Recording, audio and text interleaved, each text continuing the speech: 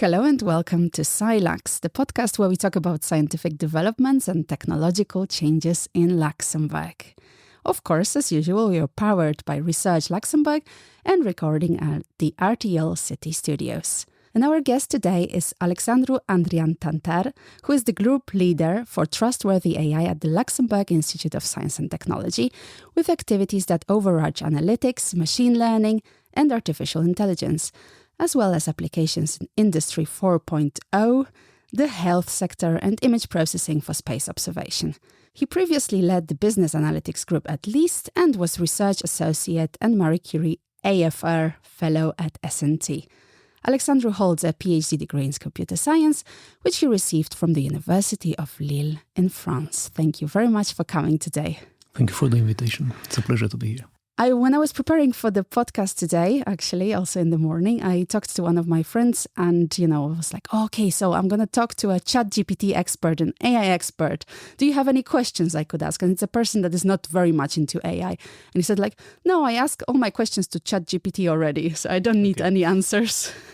But I hope that we will have a nice discussion here. So first of all, I have you here because I want to talk AI, but I also want to talk ChatGPT. I have to do it. Everybody else was telling me, upstairs at RTL Today Radio, they were like, but you have to have an expert. We want to know more. So there we go. What is ChatGPT? Actually, ChatGPT belongs to this family of what they call large language models. Right? LLMs, so-called. Exactly. LLMs. Behind, you would have what we call also deep learning. So it's one particular class of models. We speak of transformers, for example. In the more details, you have things which are called encoders, decoders, or function within the model. But basically, it boils down to complex models which work with large masses of data. So this is where you also have this name of large language models, because you'll be feeding the models with large quantities of information you get, for example, from books over the internet. It can be conversations, can be code, so what we actually see with ChatGPT. So in very short, ChatGPT would be deep learning language model. And it is related to machine learning as such as Absolutely, yes. So you would have those different sort of boundaries where you have machine learning in general, and then you would have AI and, of course, different kinds of flavors within what is AI.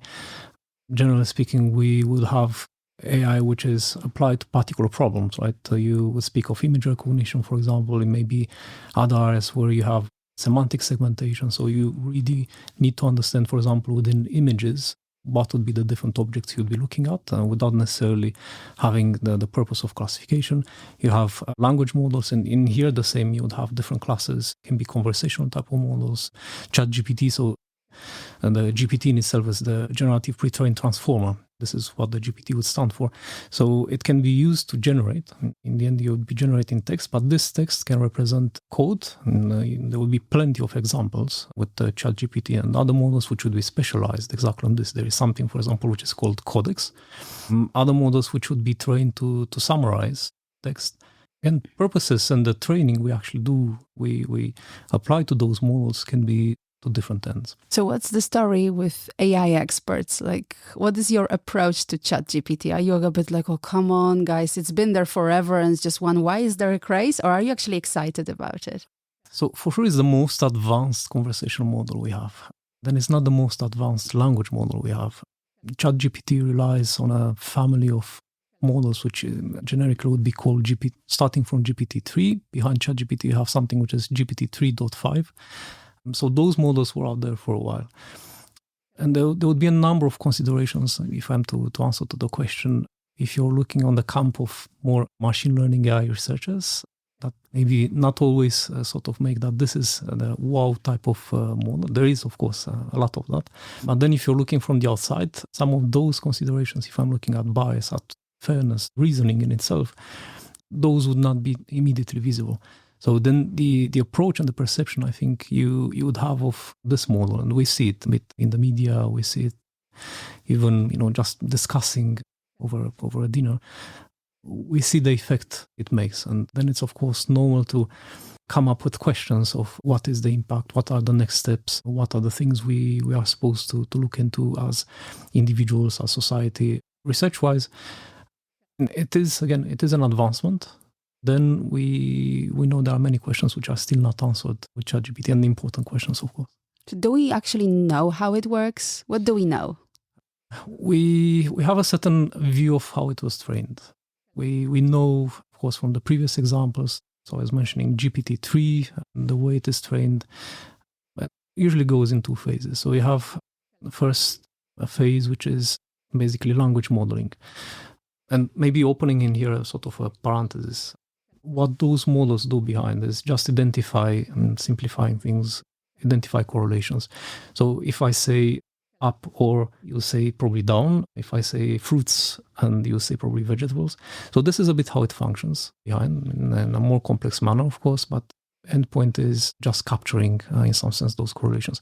So when you're training such a model for the language modeling part, basically you'll be feeding texts, and then what you're asking is given a part of the text to predict what follows. So those would function in a sort of a recurrent manner. So it will just go over the text predicting what are the next words. But this is the first phase, again, generally speaking, in the training. And then you have the fine-tuning of the model. So in the fine-tuning, it's this purpose for the model to be, can be a conversational model. And this is the case with ChatGPT. Can be a model which is trained to answer questions, question answering type of setups, which is not entirely the same like what ChatGPT is doing. Can be, generating, for example, summary of a text. But those are the two main stages you would have in training. Now with ChatGPT, we do not have entirely the full details. There is this additional part of reinforcement learning with human feedback.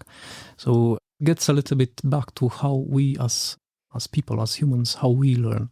So when we have a new experience and we learn from that experience, it's based on some form of reward, some form of feedback. And that feedback or reward can be a positive, can be a negative, depending on the experience, right? And this is the part which was sort of publicized with ChatGPT. We know that there were people that were involved in the training. So if you're asking now a question to ChatGPT, you would get a relatively straightforward answer. But in the training, from, again, what was made publicly available, we would know that there would have been a number of answers and not just one. And then those answers are supposedly ranked by someone, which is taking this approach of a sort of a reviewer for the answer. And then the model gets a reward based on this ranking. And this is how, in the end, ChatGPT is trained.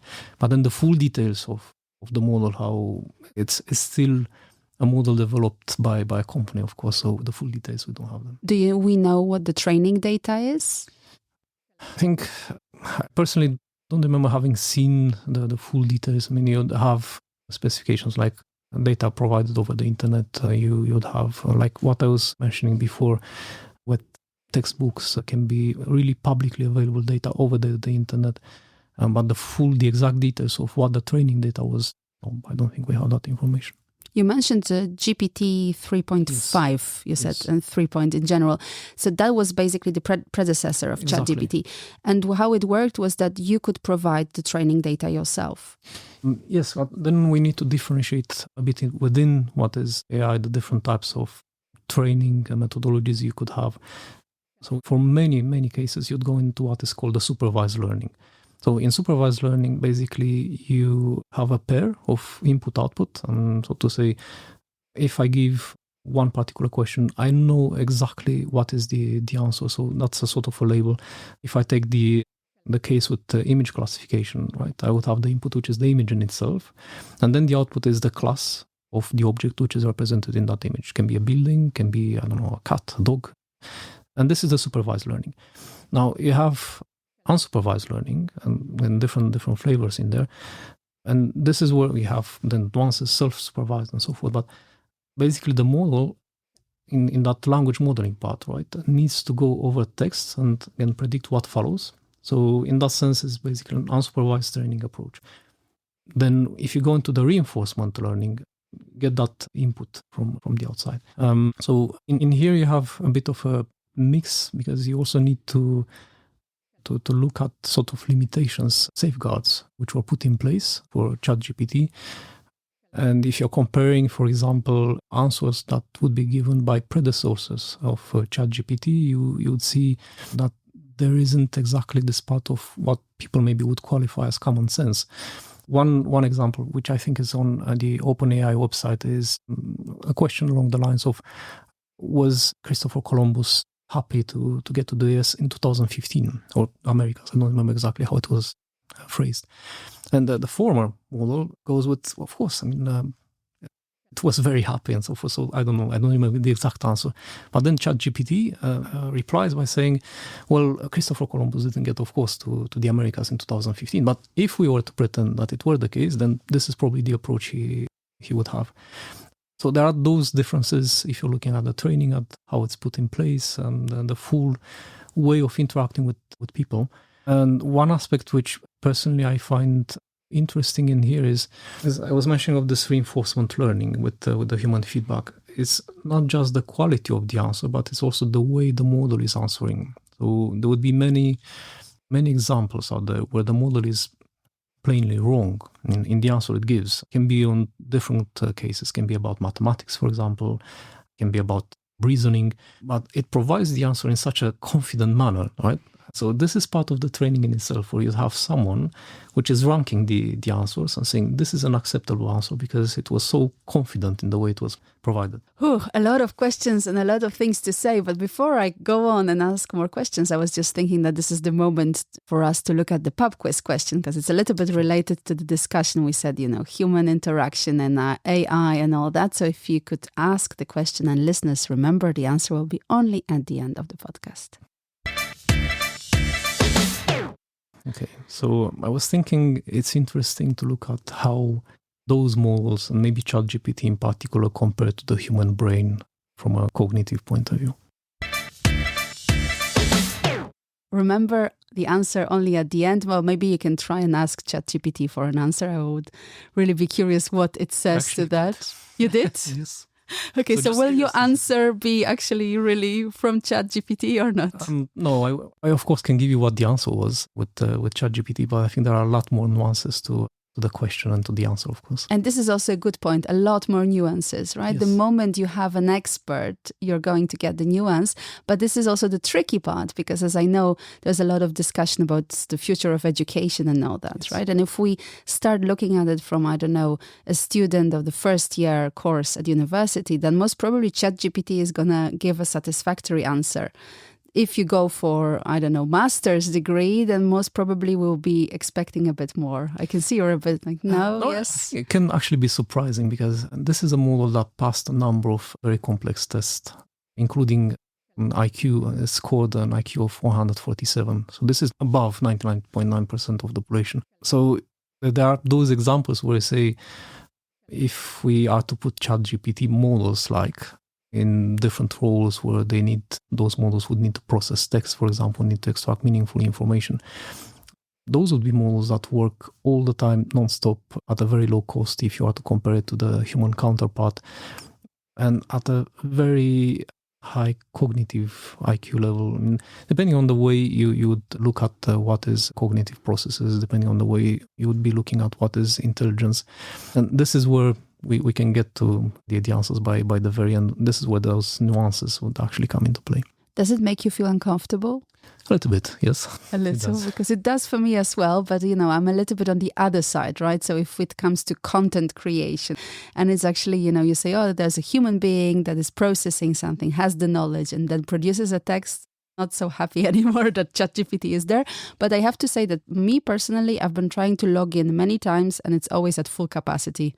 Sure, but this is, I would say, only a technicality. And you'll have the Plus service, which supposedly, I personally don't have access to that and didn't try it, but supposedly is somewhat more available, if I can call it like that, than the open public service. I think this is not the main limitation. You'd have other aspects you need to look into.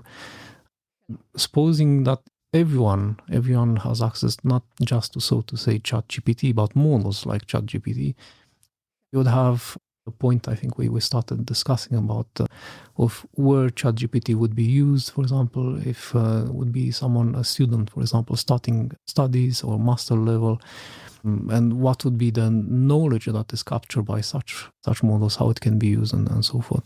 And those are all important aspects, and that lead a little bit into that answer I gave, where I'm a little bit uncomfortable. But in the long term, those would be models that would finally enable, I think, or empower people to be more creative, more effective, So basically facilitating our everyday life. At least we can hope so. Absolutely, yes. Everyone is, I would say, pushing in that direction. It's important not to lose out of sight aspects like ethics, for example, reasoning. One of my colleagues is looking at chain of thought, for example, or how knowledge is captured within models, and you would have more technical aspects like knowledge editing, understanding where knowledge in some sense is stored within the model. I think more importantly overall to understand if it's not probably the best way to formulate things, but if those models think in some sense in the way we do. Because we had those many examples in the past where even though models would be performing at a high accuracy level, for example, those models would base decisions on the wrong factors in the input. Yes, but what is thinking then? Very good question. I'm not sure that I can entirely answer. The way I think most people would project about thinking would be at this high level of concepts, right? But if I'm to look at, this is a different way maybe of turning the question. If I'm to look at AI in general, deep learning models in particular, those are mathematical functions behind. It's really something you can just write on paper. It will be a lot of papers for ChatGPT, but still you can write it on paper. And imagine now that you have a text and you just feed that text through that formula you wrote on paper, and by the end the formula is answering back. So is this really thinking? And this is something to debate in the way we function, and how the human brain, for example, would function. Is ChatGPT really thinking? And one interesting example that caught my attention in the past, not with ChatGPT, was a different model, still a conversational model, was someone asking, what are you thinking about? In question launched to the model, and the answer answered with something like, well, I was thinking to maybe have a coffee. I would presume the model is not actually thinking about having a coffee, but those models, especially for looking at cognitive type of tasks, we want to train those models on. So I gave that example with image recognition, but can be many others. Those models are trained to replicate the output of how we would function, but not immediately maybe really the way we would function. So there is, of course, some difference in there. I think it's important not to take everything for granted, so to say. So those are still pretty much number crunching machines. I say pretty much because there would be ways of embedding, for example, knowledge. Other colleagues of mine would be working on knowledge representation, inference on knowledge. And you have this trend where you would be combining the more classical machine learning, AI, deep learning models with knowledge.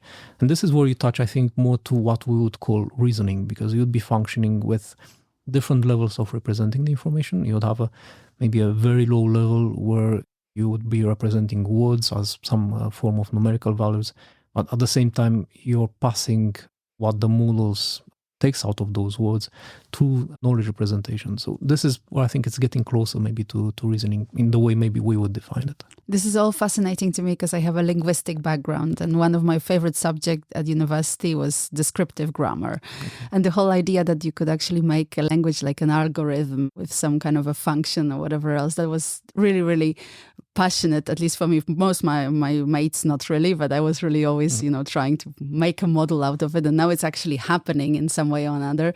And it's also, looking at how people acquire their knowledge, their language. In the end, it's also learning the form and learning the context. Then you can ask, is that thinking or just knowing what to say in the right moment, right? Because if you look at children as well, sometimes my daughter, who is not yet 3, says things that are very adult-like, and she's just repeating what we are saying in this context. So it's similar in that sense, I guess.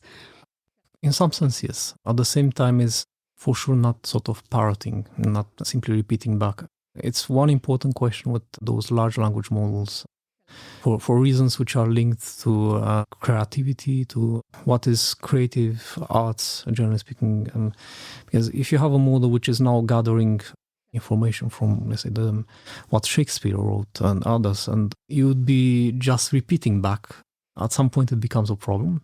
We've seen it already with models that generate pictures and that generate images. And there was DALL-E model, for example, which was very much, I think, into the media last year. And there was this challenge where someone was using an AI model and finally won, actually, the challenge. I would understand if, for example, novelists would feel somewhat at disadvantage or not on the right par with models like ChatGPT. And the same with, of course, the same stands with people that are in creative arts, plastic arts, drawing, for example. But for sure, it's not a model which simply repeats back what they've seen. So we tried different sort of questions like, can you, combine a novel like Robinson Crusoe with some other text? So you would get those kind of examples, which would require quite some set of skills. I mean, it's not everyone that can collect all that information and combine it in sometimes even creative style writing, generative type of outputs where you have the style, let's say, of Baudelaire, which now appears in what is generated. But this, I'm saying this without having, of course, a full view of how the model was trained. We had in the past those examples and on images in particular of style transfer, for example, where you'd be giving examples of one image which represents one particular object, and then you need to generate something which is more or less in the same style, right? So images which follow the style of, let's say, Van Gogh or other painters. And going further, I think it will be also even more difficult to understand where is that sort of borderline, what is the limit between simply repeating what the model was trained on and what is in some sense creative output. Yeah, this is again in creative arts a discussion of plagiarism as well, and where we are there. Yes. It's like, if you recreate the feeling, then are you actually already using the art or not? So that's yet another kind of direction. My personal hope is that it's going to improve the quality of education. I would think the same. It's really a question of how we use the tool. We've seen this a lot in the past.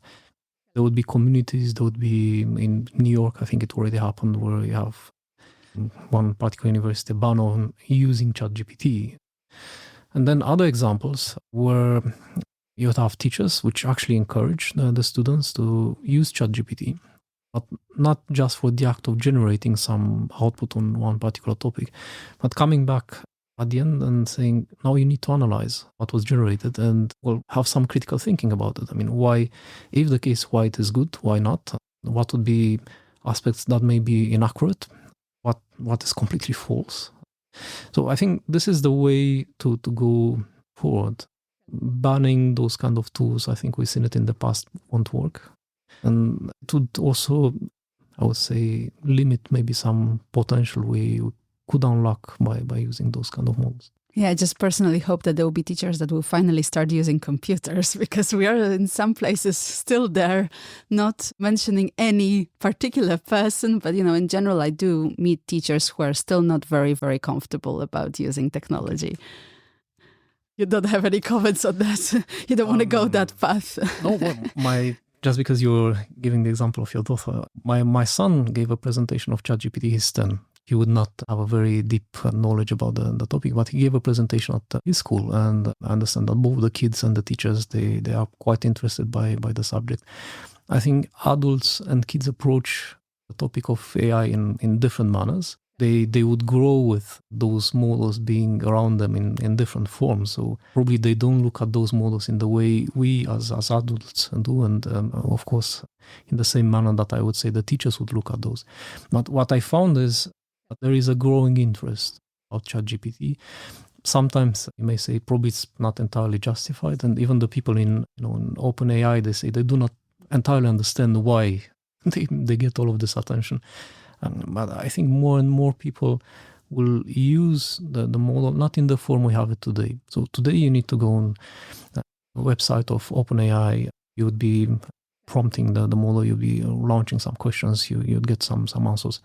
But those models being integrated in tools that we use today, like if we look at, let's say, Office applications, would be within Excel, there would be already some examples.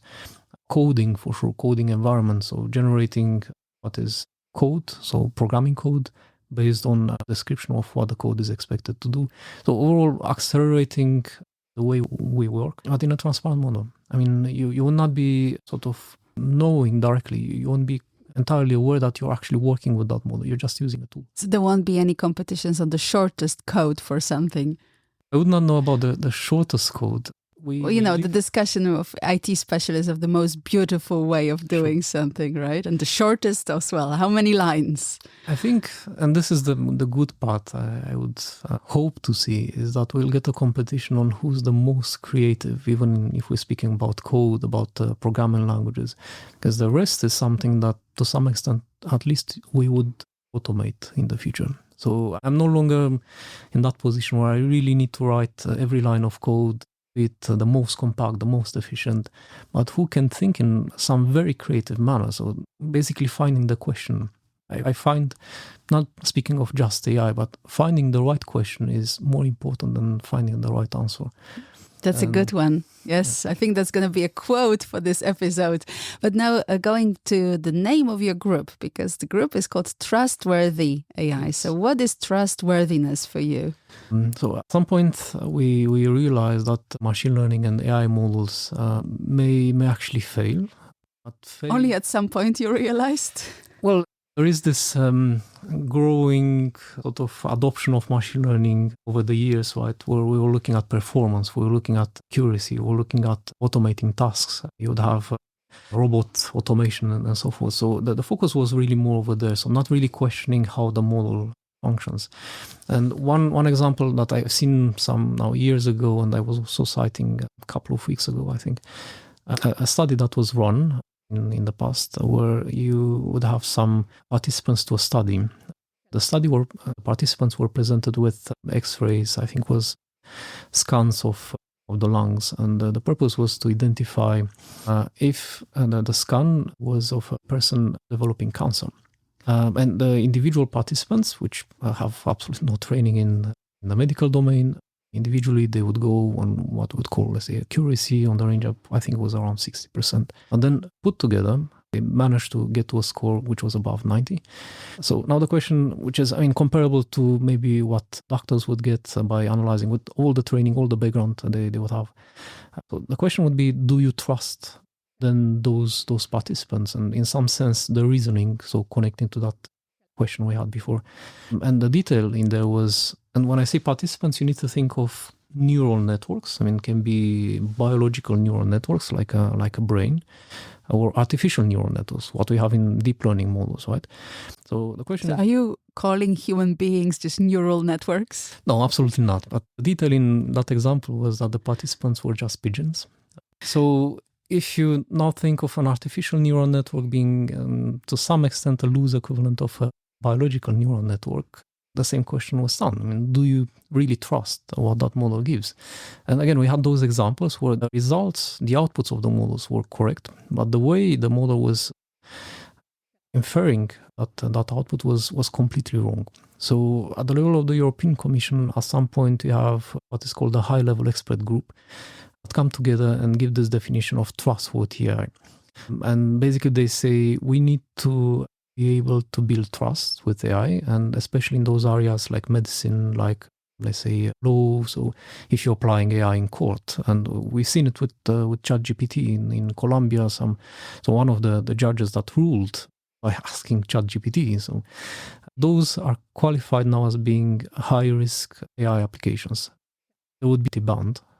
And from that definition of the high-level expert group, which includes a number of points like explainability, like resilience, human agency and oversight, others. So there are, I think, 7 dimensions in total.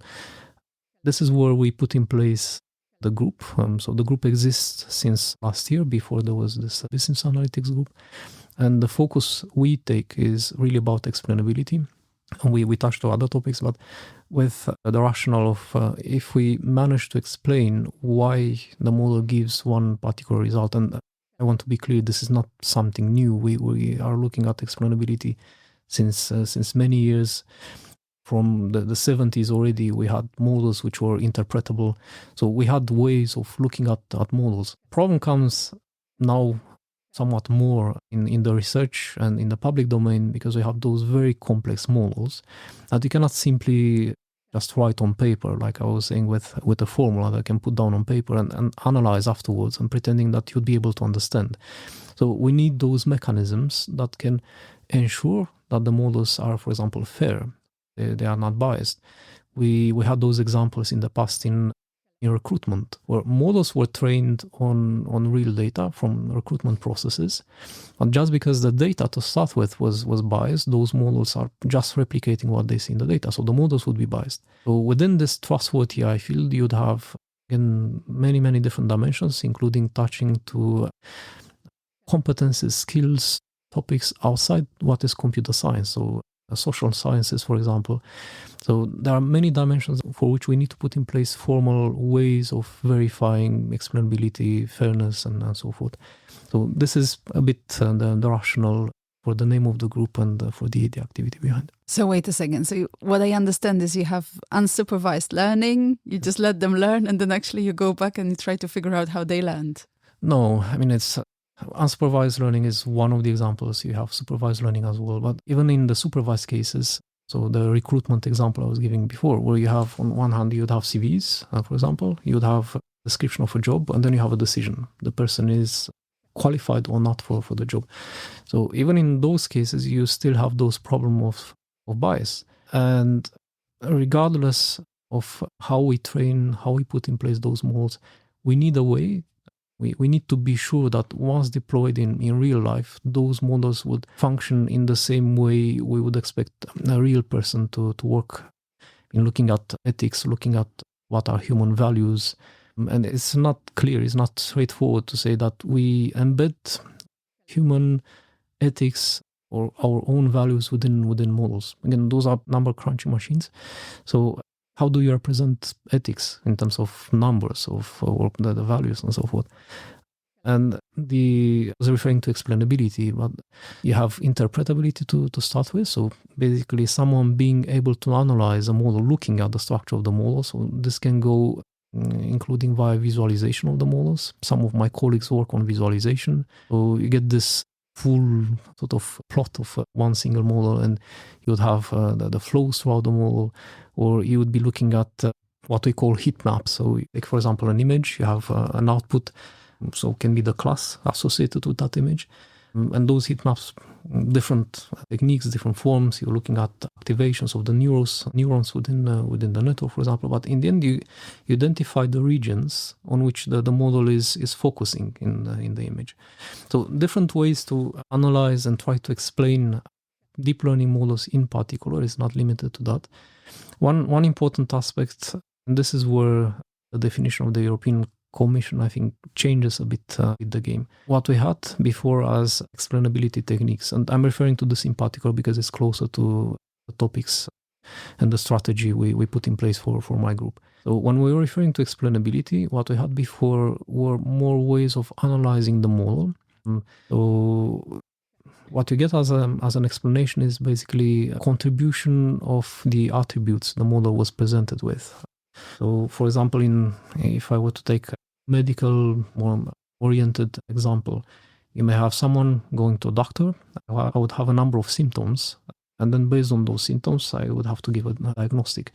So those symptoms would have a positive or negative contribution in the way the model functions. And this is what you get as an explanation at the very end. The model provided this particular class, output, whatever it is, value, because the attributes were positive, negatively contributing in the outputs. And this is supposedly what the doctor is supposed to look at. And based on that, the doctor afterwards should be in that position where he or she would say, well, I understand why the model gave this output. The only thing is that's a matter of interpretation. So the doctor looking at one form of maybe a way of explaining the model, and the interpretation is subject to background, personal bias. There were studies in the past looking at, for example, the correlation between the fact that a judge had his or her coffee in the morning and the ruling afterwards. So we are inherently biased. But the European Commission and what follows, this is 2021, there is a proposal for a regulatory framework that we commonly refer as AI Act. So within this AI Act, there is a certain facet, particular angle they take on explainability and trustworthiness in general, where they say it needs to be accessible to the layperson. If you are to look at that kind of explanation I was referring at before, you need some skills in machine learning, data science, And this is not something where I think you would want to bring people from financial domain, from the medical domain, different other domains. They are supposed to operate with the knowledge they have, the concepts they normally manipulate, and not those kind of representations. And this is where I think it's important maybe to insist and to follow that if those tools exist today, maybe in a specific form, and they're not entirely accessible to large different sectors, we would have Luxembourg and abroad, of course. It's not that things will be as such the aim in the future. And this is where I'm trying to take my group, is to provide the means to explain models in ways that incorporate what are concepts we normally work with, and that explain decisions or outputs in general in ways that can be understood by someone which is not coming from the machine learning domain, from the AI domain. So we'll see after today's episode what the listeners say, whether you explained everything well or not. Always open for questions. For sure. But yes, it's very interesting. And you mentioned that legal frameworks. I was just wondering, legal framework in the EU versus legal framework in the US, where is it better for an AI specialist right now? I think we are a lot more restrictive in the European Union. And the AI Act, so the proposal we have for the regulatory framework, is supposed to move into what is a full framework, regulatory framework by the end of this year. And now we've seen already this with the GDPR in the past. It was already very difficult, I think, for companies to adapt to the GDPR. The upcoming regulatory framework will be GDPR squared. Will be some cubed. Yes, some additional complexity to it, and also knowing that there are recommendations within the AI Act. Again, as a proposal at this current stage, recommendations like every member country in the European Union would have a regulatory sandbox. And this is a recommendation. So the first one we have in Europe, for example, now is in Spain. It was launched last year in Brussels. I think there will be such regulatory sandboxes in each of the European Union's countries. And then you need to look at a certification authority. So who has the right, in the way we proceed today with the GDPR, so who has the right to say this particular application combining, and I'm referring a lot to health because I think this is where you would generally see a high risk. But who is allowed to put on the market an application that gives a diagnostic for a patient, even with the supervision of a doctor? So who takes the responsibility for that? So there are many questions related to how we bring the AI in our everyday life. And I think this is where my own opinion, the European Union is taking the right steps to be, in the sense of being more restrictive. Then there is a side effect which can be negative of that, where we may be at times behind. It's not just the US. If you're looking at China, the same, Asia in general, they would be quite advanced with respect to what is AI. And this means they would have at times maybe unrestricted access to data, maybe not entirely following what may be ethics principles in Europe. So there is, of course, a side effect of imposing some constraints, but on the longer term, I think this will pay back. You also mentioned when you were talking about the AI Act a bit earlier that there are those applications that are completely banned. Yes. So what did you mean by that? So things like, if you're looking at tracking of persons, imagine we would be using all the different cameras we have now all over Luxembourg to recognize and track people. So this would be one example. And it's important to differentiate between what is sort of general usage of AI in areas where it's not originally intended to be used, and what is purpose or justified by purpose usage. So if I am to use the AI in the framework of, let's say, a company for safety reasons, so I need to understand if someone falls down, for example, within a factory, and then if someone needs to intervene. So this is not at the same level as simply just tracking everyone and understanding if someone fell on the street. And we have those cases. Other examples would be on manipulating people. So imagine you would have an interrogatory, and then we've seen those examples with generated artificial faces, right? So people that do not exist. So now we have more advanced models that can generate video, for example, video from text. So you would be prompting a model to generate one particular video.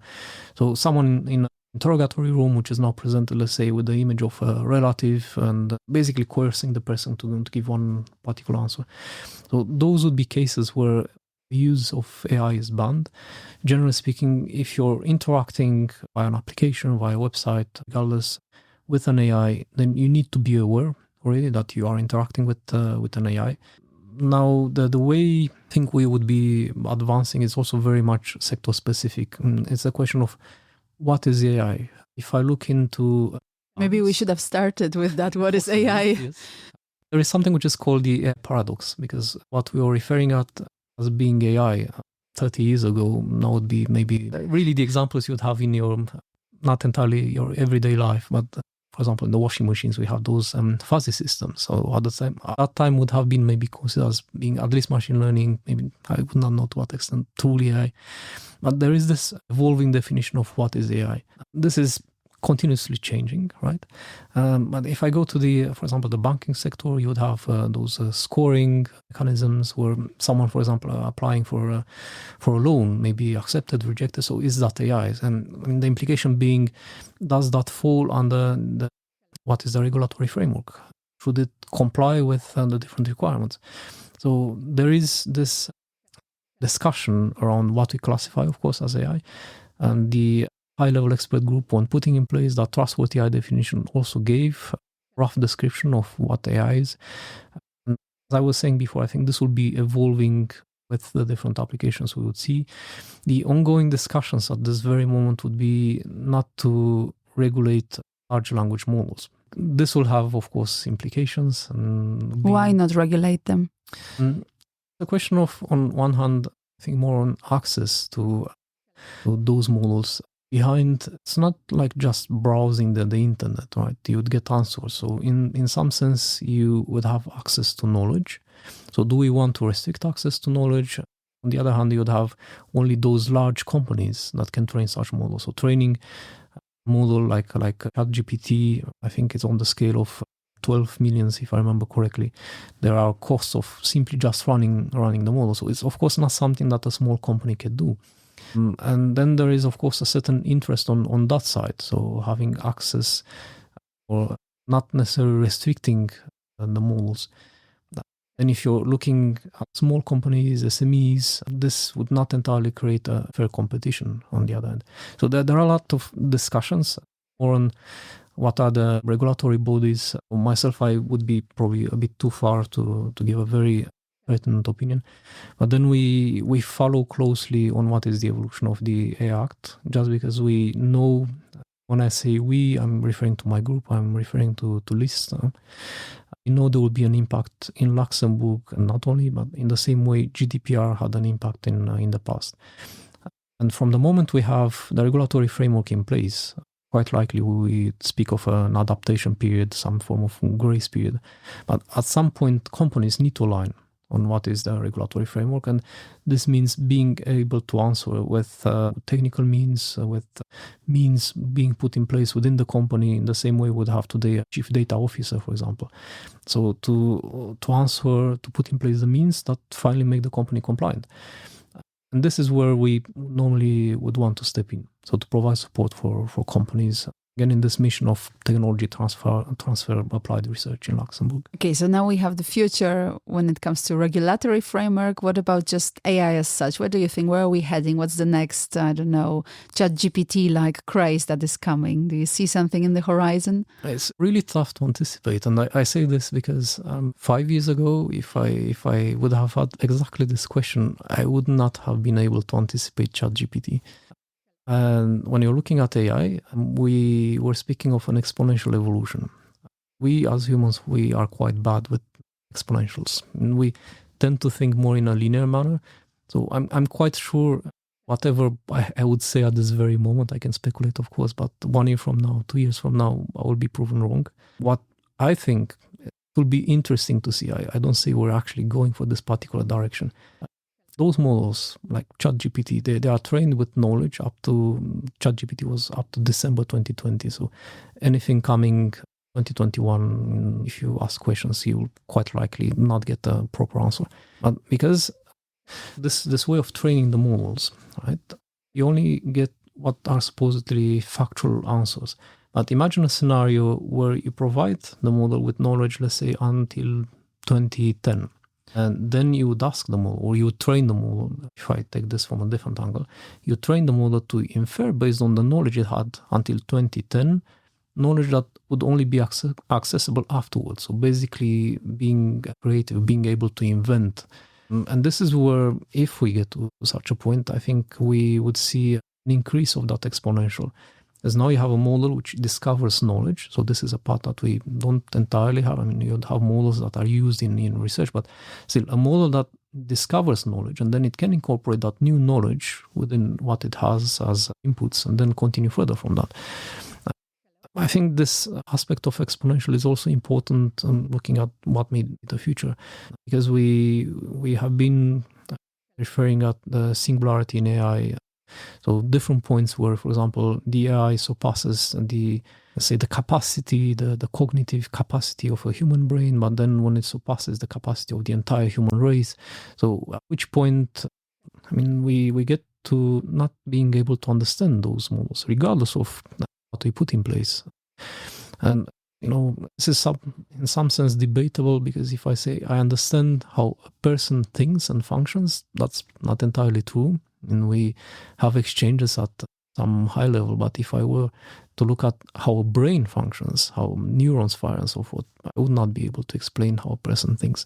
So the same quite likely to stand with AI in the future. At the future evolution, what I can maybe anticipate on the short term, more extensions of what ChatGPT does, but with connection to audio, to video. We have those examples of prompting to generate a video. So imagine entire movies which are just generated based on a text. The text in itself can be generated by another model, starting from maybe some very basic idea. Being creative, depending on how we define creativity, this can be in some sense noise, which corresponds to some particular objective function. So this is where I would see models developing in the near future. And then there is a question of application, because this is also part of that future, how we use those models in be education. So being a sort of a model that goes along the path of a person gathering knowledge, can be from the early stages of learning until later in life, when maybe you need to specialize in one particular topic. It can be combinations with new technologies like the metaverse. So how do I represent myself within the metaverse? Can be an avatar, can be just an artificial sort of character. How do we define personality traits? Those, I think, would be in the more immediate term, including with applications where we need to gather knowledge. So we've seen it already with Google and Microsoft. So Google issued this code red because they were feeling somewhat threatened.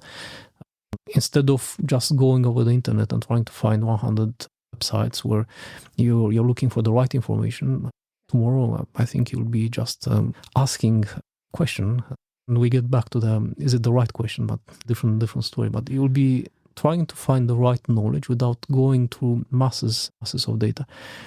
And this is quite likely in the more immediate term, I would say. Okay, so a lot of directions to go to. I was just thinking that we're already overproducing content. So if we are just going to do even more in 5 minutes, then we'll have a serious crisis of consumption, because it's one of the problems, right? That it's just there's more content than we're actually able to consume.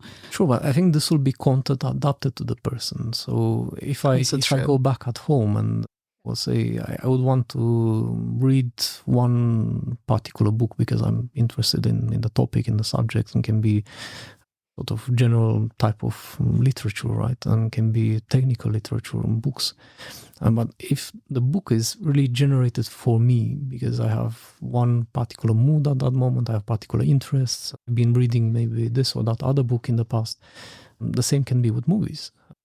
So I think it can go in that direction where we're not necessarily flooded with information, but we have information adapted to us, which of course is also something to approach in a careful manner, because it can be at the same time limiting. You're not seeing anything else than what may theoretically be adapted to you, but at that moment.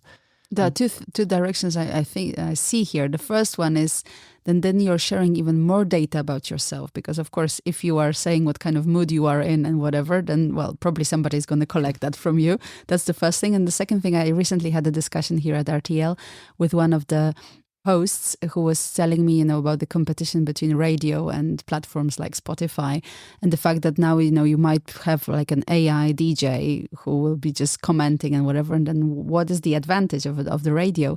And we were talking about the fact that even if there are those algorithms that suggest to me the songs, and they're getting better because of course at a certain moment I gave up on not sharing the data and now they know what I like.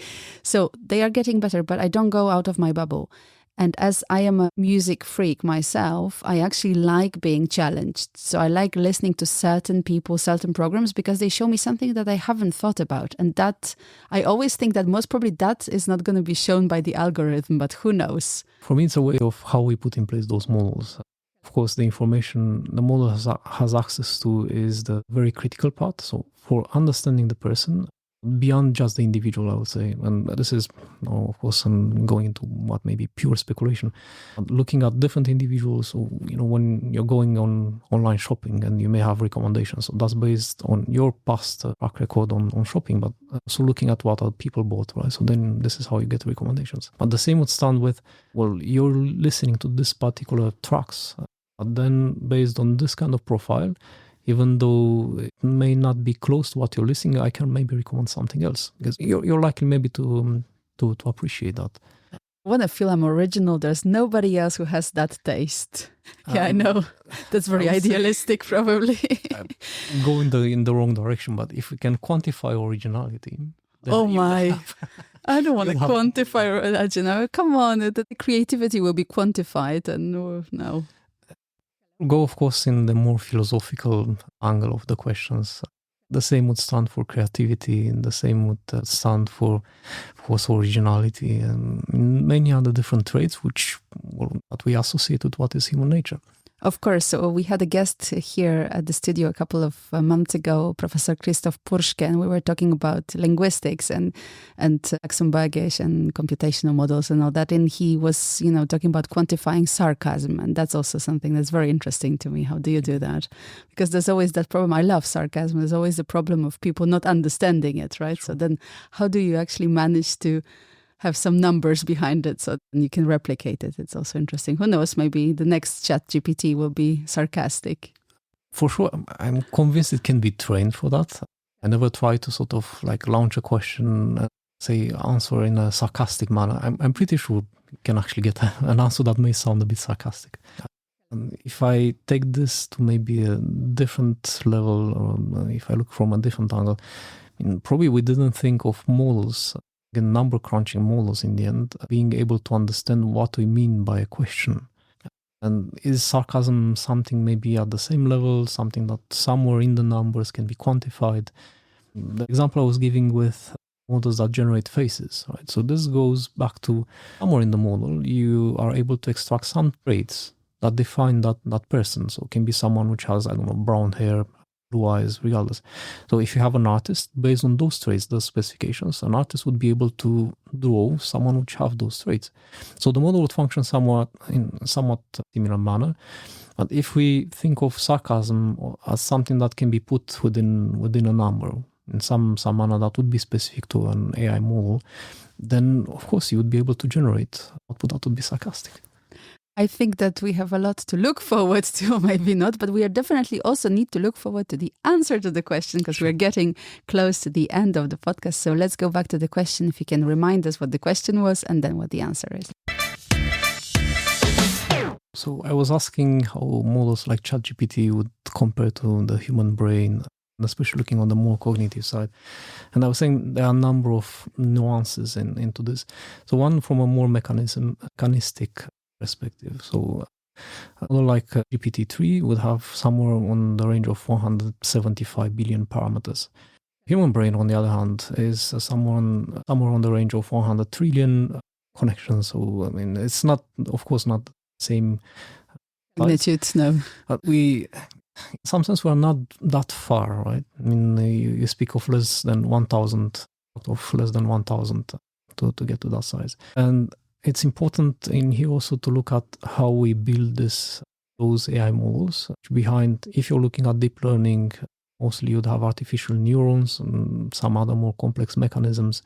But those artificial neurons already, they're very crude sort of replications of biological neurons. And this is where there were attempts to have an accurate presentation of what is a biological brain, in the end, or neural network. Purposes were a little bit different, and to study really how the brain functions at that level, a more biological level, to look at different diseases which may impact the brain, which finally make that we cannot capture entirely or in a meaningful manner what would be the cognitive process. You can look at this from somewhat from afar. Now if you go on the more cognitive side, in those like ChatGPT, are models which now score high on different tests. Can be IQ, can be mathematics, can be law or medical domain type of exams. So in that sense, looking at those numbers, right, you get a score on a test, they would be close to what we as people can do. In some cases even surpassing what we can do. You take an individual, won't be as an individual someone that can pass an exam in the medical domain, in the law domain, and all the different coding at the same time. Quite likely there aren't that many people that can do all of those things at the same time. But we still have those questions of the creativity, of being empathic, being able to understand, truly to understand. And this has absolutely no meaning in terms of machine learning when you're looking at the models beyond, again, just correlations, numbers. There is no meaning into that. So those models, cognitive processes-wise, they compare to what we can do. They sometimes surpass human performance. There is still this gap. I'm not entirely sure, to be honest, that we'll be able to cover it, of embedding what are human values. And one example I was citing in the past was, let's say you have ChatGPT writing a really interesting novel, and you now have if you go on Amazon, you'll find books which are written people plus those models. May be interesting, right? But if a model simply generates that text, that novel, it lacks entirely what was the human experience of someone that wrote. This will never be replaced, I think. You may appreciate the style, the story behind, right? But there will be no actual experience, human experience. And I think people tend to appreciate more of that someone lived through a different experience that led to text, a story to be generated. A movie will be in the future, of course, or other creative outputs of what we can do. In short, I would say we are at almost human level artificial intelligence. There will be the next step of generally focus on what is narrow artificial intelligence for specific tasks, but we're going for a more general artificial intelligence. And this will be for sure, we will get there. But still lacking some aspects which I think define more what is human nature. Okay, so a little bit of hope leaving this room today. Hope I was really counting on that, because I have a feeling we were just kind of in a doom at certain moment, but we came back. Hope for our humanity. Thank you very much, Alexandru, for coming today. My pleasure. Okay, and this is it for today. As usual, don't forget to subscribe, to follow us, to write to us, ask about the topic we had today, or just any other suggestions of guests or whatever you have to say. As usual, we are on Twitter, LinkedIn, Instagram, or wherever you can find us. This was Silex, and my name is Hanna Siemaszko.